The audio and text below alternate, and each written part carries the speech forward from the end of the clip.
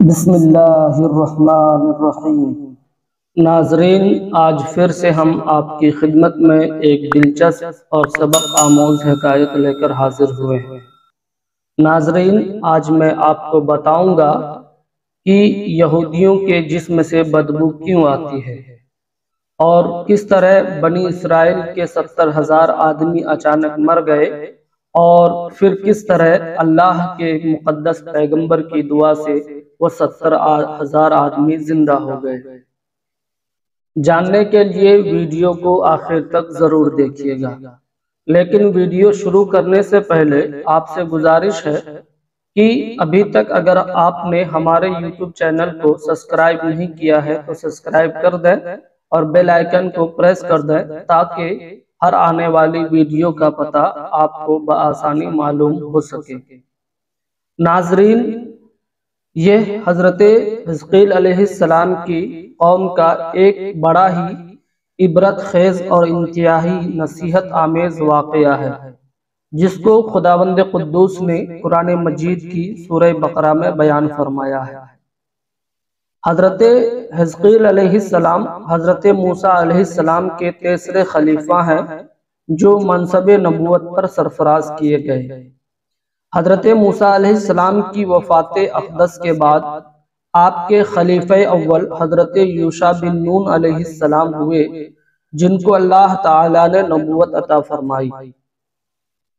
ان کے بعد حضرت کالب بن یوحنا علیہ السلام حضرت موسیٰ علیہ السلام کی خلافت سے سرفراز ہو کر مرتبہ نبوت پر فائز ہوئے۔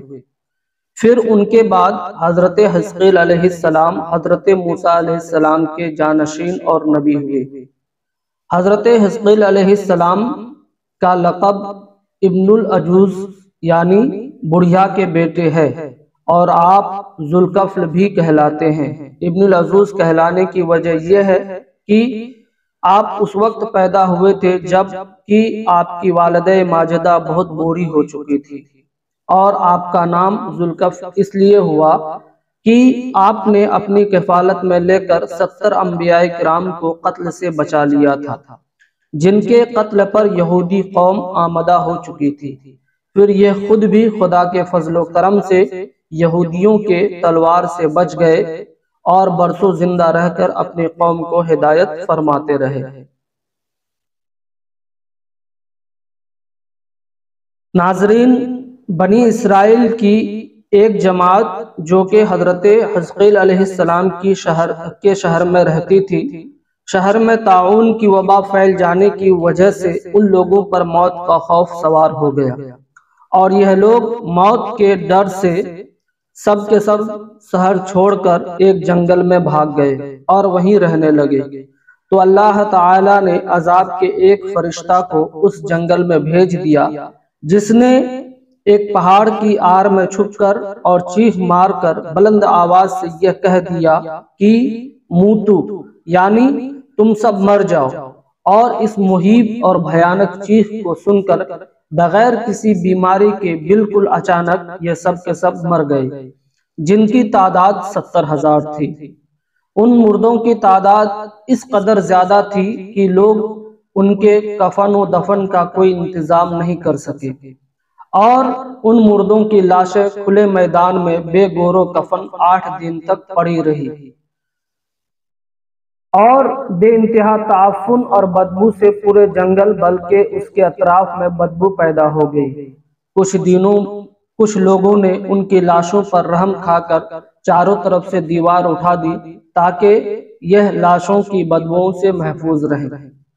کچھ دنوں کے بعد حضرت حزقیل علیہ السلام کا اس جنگل میں ان لاشوں کے پاس سے گزر ہوا، تو اپنی قوم کے 70,000 انسانوں کی اس موت ناگہانی اور بے گور و کفن لاشوں کی فراوانی دیکھ کر رنج و غم سے ان کا دل بھر آیا۔ آپ دیدہ ہو گئے اور باری تعالیٰ کے دربار میں دکھ بھرے دل سے گڑ گڑا کر دعا مانگنے لگے کہ یا اللہ، یہ میری قوم کے افراد تھے جو اپنی نادانی سے یہ غلطی کر بیٹھے کہ موت کے ڈر سے شہر چھوڑ کر جنگل میں آ گئے۔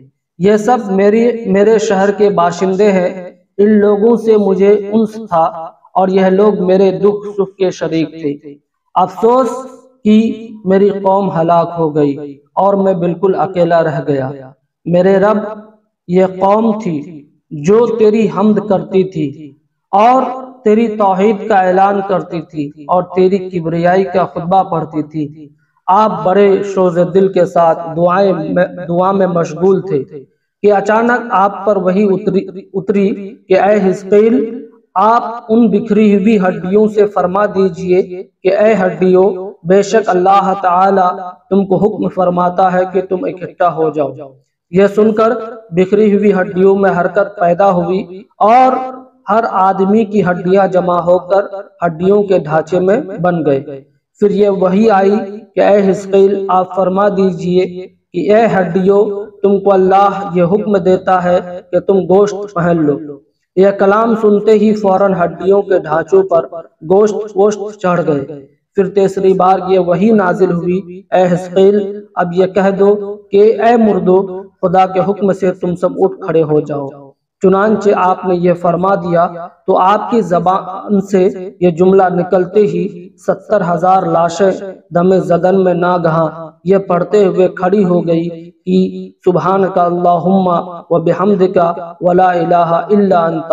پھر یہ سب لوگ جنگل سے روانہ ہو کر اپنے شہر آ کر دوبارہ آباد ہو گئے اور اپنی عمروں کی مدت بھر زندہ رہے، لیکن ان لوگوں پر اس موت کا اتنا نشان باقی رہ گیا کہ ان کے اور ان کی اولاد کے جسموں سے سڑی ہوئی لاش کی بدبو برابر آتی رہی، اور یہ لوگ جو بھی کپڑا پہنتے تھے وہ کفن کی صورت میں ہو جاتا تھا، اور قبر میں جس طرح کفن میلا ہو جاتا ہے ایسا ہی میلا پن ان کے کپڑوں پر نمودار ہو جاتا تھا۔